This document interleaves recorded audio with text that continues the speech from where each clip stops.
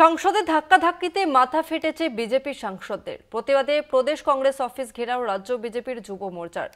বিধান ভবনের সামনে উত্তেজনা, ইট ছোড়াছুড়ি বিজেপি কর্মী সমর্থকদের।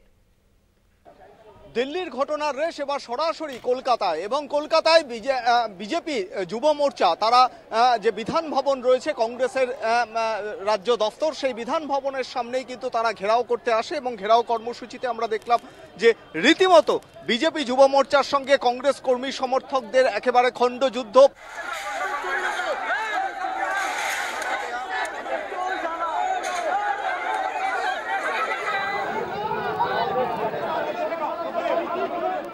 এরা এত নির্লজ্জ, তৃণমূলের গুন্ডা বাহিনীতে ডেকেছে।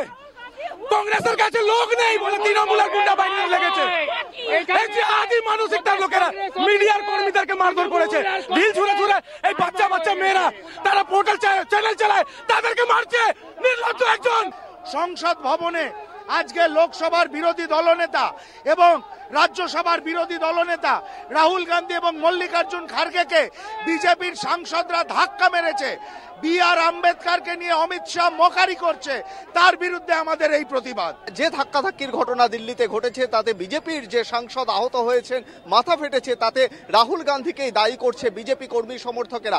অন্যদিকে অমিত শাহের যে মন্তব্য বি.আর. আম্বেদকরকে ঘিরে, তাতে কিন্তু রীতিমতো সরব হয়েছে তার বিরুদ্ধে কংগ্রেস, এবং সেই কংগ্রেস কর্মী সমর্থকেরা বিধান ভবনের সামনে তারা আগে থেকেই প্রস্তুত ছিল এবং রীতিমতো বিজেপি কর্মী সমর্থকদের সঙ্গে খণ্ডযুদ্ধ। পরে পুলিশের মধ্যস্থতায় দু দলের কর্মী সমর্থককে আলাদা করা হয়েছে।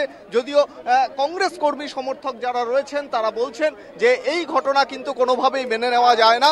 দেশের সংবিধানের প্রণেতা বি.আর. আম্বেদকরকে তার দিকে যে অবমাননাকর, তাকে তার যে ধরনের মন্তব্য করেছেন স্বরাষ্ট্রমন্ত্রী অমিত শাহ, সেই ঘটনায় কিন্তু স্বাভাবিকভাবেই সরব হয়েছে কংগ্রেস। ক্যামেরায় সুবীর ঘোষের সঙ্গে সত্যসুন্দর ভট্টাচার্য, কলকাতা টিভি।